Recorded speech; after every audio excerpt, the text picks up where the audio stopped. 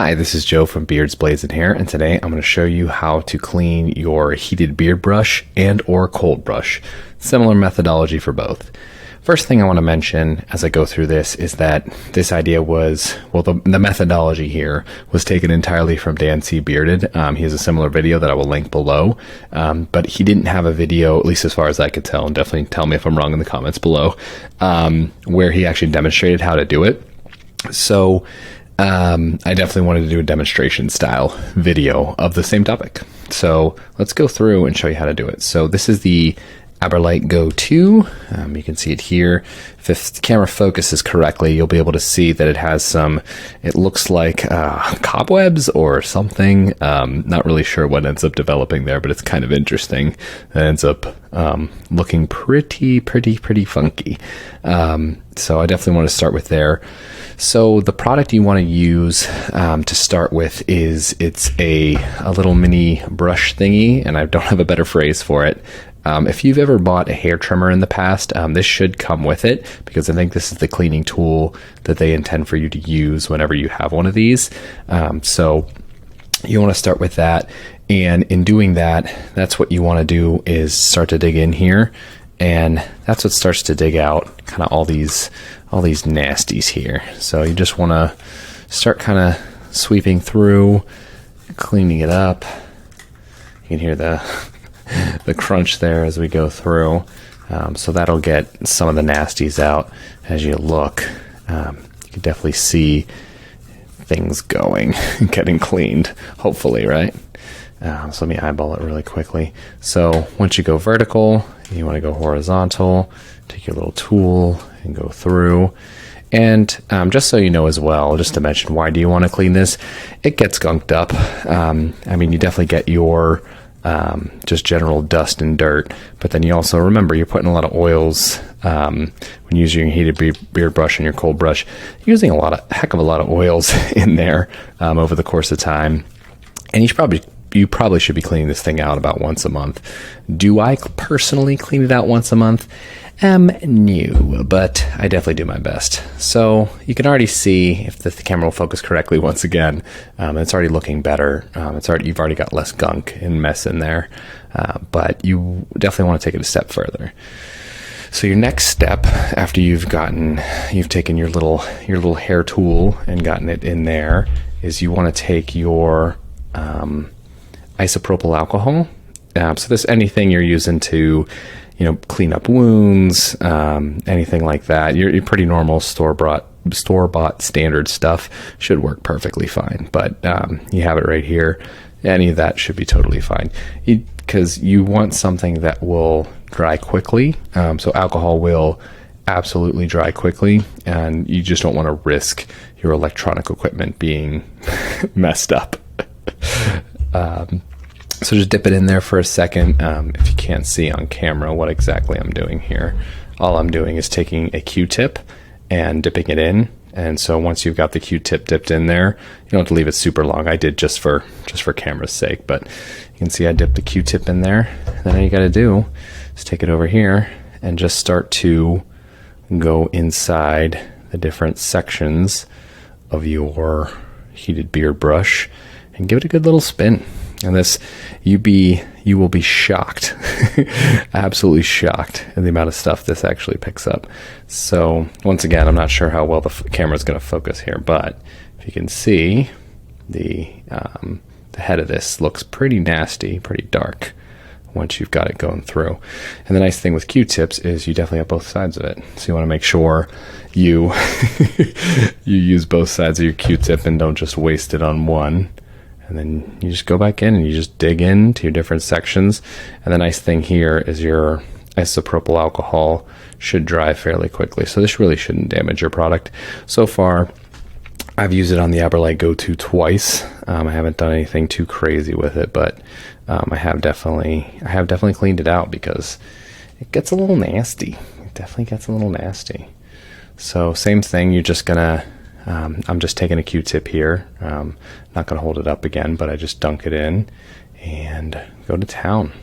So you're just going to tear it up as best we can, get it on camera here. It's a little tricky because I don't, obviously I'm kind of doing this blind, But even doing it quote unquote blind, you could see, right? I've definitely gotten a lot of the gunk out, and a lot of the mess. Let's take a look. That looks pretty darn good. Let's do the other side here. I think we should be good to go. So, like I mentioned before, you're going to want to do this about once a month. Keep your product clean. Keep your either Aberlite Go 2 or whatever heated beer brush you're using. This should be a universal process here. So there shouldn't be anything too dramatic. Should be about the same as depending on whatever product you're using. And there we go. Let me eyeball it with my actually looking at it as I do it, so that I can see it doing better. Yeah, and that's looking a heck of a lot better. That's looking way better. So we'll take one more Q-tip over here, and then we'll wrap up. So I'm going to do it while looking. Forgive me for cheating and not giving you a nice visual here, but just so I can see myself clean it, I'm going to go in. And you're not going to get everything, and neither do you need to. Over time you'll get the different areas and get everything kind of figured out, but just do the best you can, and it doesn't have to be perfect. It's not to be like the day you bought it, but it is definitely nice to get the thing kind of cleaned up, kind of nice. And then it looks like here on the edges, so there's this little surrounding thing here. Let me just show real quick. You can kind of just stroke it down and stroke it to the side. So at least for your Aberlite Go 2. I don't know what heated beer brush you're using. So let's take a look. So I used 3 Q-tips, both sides, so 6 sessions, I don't know how to say it, but 6 sides of a Q-tip. And this is what it looks like at the end versus the beginning. So you definitely be the judge. You let me know if you think looks better, looks cleaner. I can definitely tell you on my end, it looks a lot cleaner, looks a lot nicer. So I'm happy with it. All right. So it's a similar process. I have the Babyliss CryoCare that I have here. It's definitely going to be a similar process. The only thing that's nice, well, I frankly just have some hair here that I can kind of pull out. That's more just me being sloppy at the end of my cleaning, but it's the same thing. You just kind of take your hair cutter tool and run it through, and that should get some big gunk out. You can kind of see it flying in the air. I don't know how well the camera's picking all that up, but there's a lot of this that's just kind of zoop, zoop, zoop, and kind of flying around as I clean. And I think this one, the CryoCare, in my opinion, is easier to clean than the cold brush. But yeah, that got some. Actually, should I show it? Yeah, it looks kind of nasty, but that got some gunk out. That got some real gunk out there. So not super super appealing, but you can just show that your little hair cutter trimmer tool does a heck of a good job. So I'm doing the same thing. I'm just dipping a Q-tip into the isopropyl alcohol, and then I usually just kind of quickly go through here these sides. The CryoCare cold brush is, you have these are really wide on the end, so I just want to do a quick basically rub down of the outside, and then we'll go on the inside and kind of see what ends up happening there. We'll do some similar as the heated beer brush. You just want to get in there, do some twisting, do some turning, and you'll see at the end this thing is kind of nasty. I don't know if it'll once again focus correctly, but it's pretty nasty. So take another Q-tip at it and see how well it does. So I'll just give it a spin, give it a turn, get in there, get some cleaning done here, do our job here. So there's a lot less little spots, I think, in the CryoCare, so it should go faster than your heated beer brush. But there's some nasty gunk in there. It's definitely a smart idea to get your Q-tips in there and clean. Without a doubt, this is fairly nasty. So let's get in there. All right, let me just eyeball it here. It's from a overhead perspective.